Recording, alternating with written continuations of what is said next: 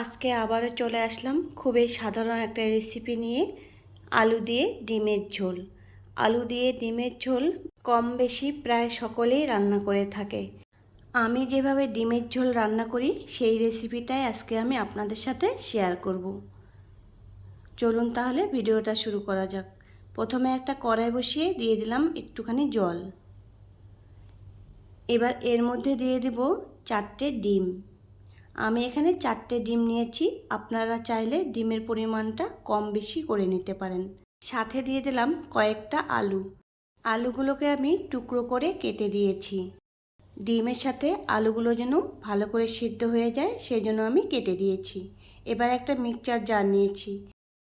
এবার এর মধ্যে দিয়ে দিচ্ছি পেঁয়াজ কুচি, গোটা জিরে আর 4টে শুকনো লঙ্কা।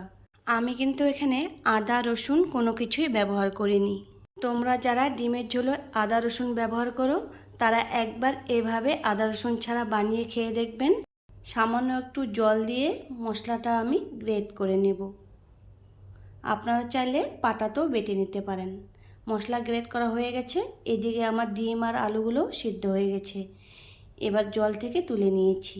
এবার ঠান্ডা জলে আলু আর ডিমের খোসা ছাড়িয়ে নিলাম। এখন আমি একটা কড়াই বসিয়ে কড়াই গরম করে দিয়ে দিলাম তেল। এর মধ্যে দিয়ে দিলাম সামান্য একটু লবণ আর একটুখানি হলুদের গুঁড়ো, আর দিয়ে দিলাম সামান্য একটু লঙ্কার গুঁড়ো। এবার সেদ্ধ করে রাখা ডিমগুলো আমি এর মধ্যে দিয়ে হালকা করে ভেজে নেব। ডিমগুলো আমার ভাজা হয়ে গেছে, এবার তুলে নিচ্ছি। ওই তেলে দিয়ে দিলাম একটা শুকনো লঙ্কা 2 টুকরো করে। একটু নেড়ে চেড়ে দিয়ে দেব পেঁয়াজ কুচি। পেঁয়াজ কুচিটাও আমি ভালো করে ভেজে নেব। পেঁয়াজ ভাজা আমার হয়ে গেছে। এবার দিয়ে দিলাম একটা টমেটো কুচি। একটু নেড়েচেড়ে দিয়ে দেব বেটে রাখা মশলা। মশলাটাকে আমি ভালো করে মিশিয়ে নিচ্ছি। এখন এর মধ্যে দিয়ে দেব সামান্য একটু মশলা ধোয়া জল।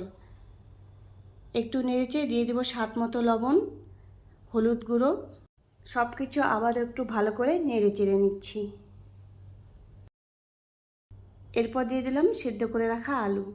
আলুর সাথে ভালো করে মশলাটাকে আমি কষিয়ে নেব। মশলা ভালো করে কষানো হয়ে গেছে। এবার দিয়ে দেব জল।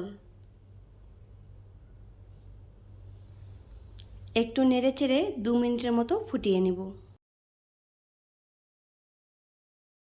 2 মিনিটের মতো ফুটে গেছে। এবার দিয়ে দিচ্ছি ভেজে রাখা ডিম। ডিমগুলো দিয়ে ভালো করে নেড়েচেড়ে আবার 3 মিনিটের মতো ফুটিয়ে নিচ্ছি। ঝোলটা ভালো করে ফুটে গেছে, এবার নামিয়ে নিলাম। ভিডিওটি ভালো লাগলে এভাবে একবার অবশ্যই বাড়িতে বানিয়ে খেয়ে দেখবেন। সম্পূর্ণ ভিডিওটি দেখার জন্য অসংখ্য ধন্যবাদ।